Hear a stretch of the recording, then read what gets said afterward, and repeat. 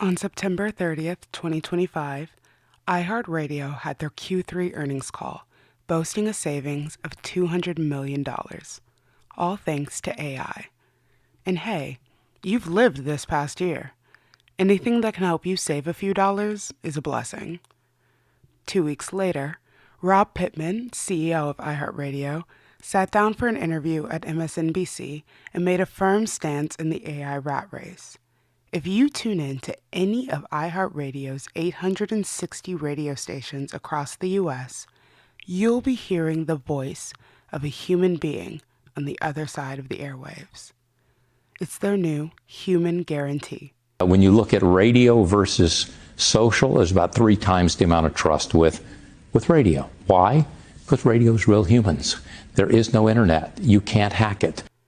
In a PR-crafted halo, iHeartMedia gets ahead of the AI-generated media storm swirling around companies like OpenAI-owned Sora right now by setting clear boundaries with their investors.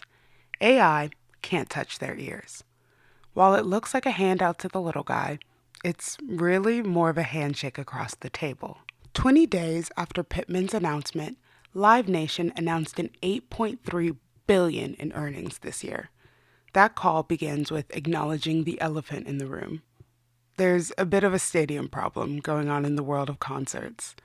Many artists are choosing to skip smaller venues like arenas and theaters and jump straight to the ever-elusive stadium tour.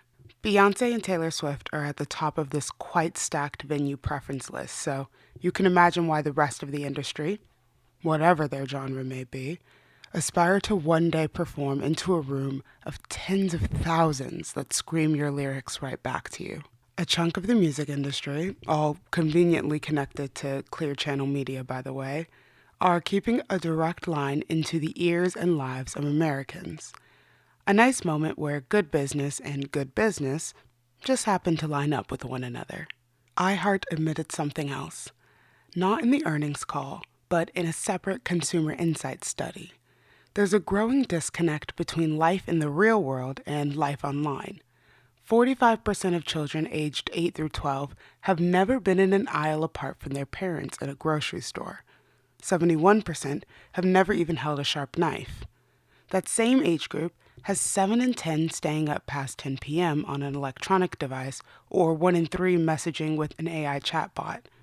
Independence in physical spaces is at an all-time low. They also reported a growing distrust in information found online. That online world our children are wrapped up in isn't even perceived to be trustworthy, but through actions is said to be more safe than sending them outside. Fucked up, but breathing, if you will.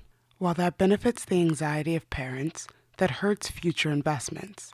Because if kids don't want to go outside, then there's no one to buy these future concert tickets. So, yeah, it's a good idea to establish a line of trust that is deeply localized through a regional radio station. It connects to more than just trust.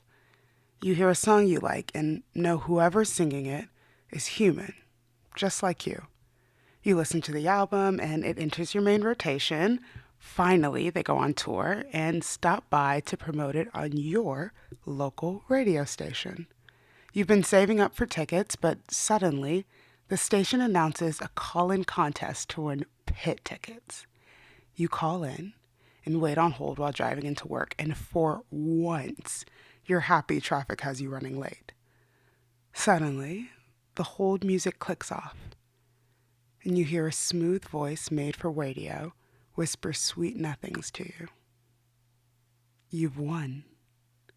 You're seeing your favorite artist in 2 weeks. A real-life moment where you can see them sweat, dance, and breathe. All that excitement only exists in a world where people feel safe to be outside. I suddenly remembered a Colin and Samir podcast episode from November of 2024 that reflected on the role that podcasts played in the 2024 presidential election. While ad dollars from campaigns to run political advertisements lost the company $28 million in revenue, Donald Trump appeared on 14 podcasts, amassing 124 million views, while Kamala Harris went on 5, crawling up to 4 million listeners total. A lot of media shows up to our form in headlines and sound bites and shorter clips that are filtered through algorithm driven social sites. So while 124 and 4 million are the initial numbers, that's not quite accurate, but we'll use it for now.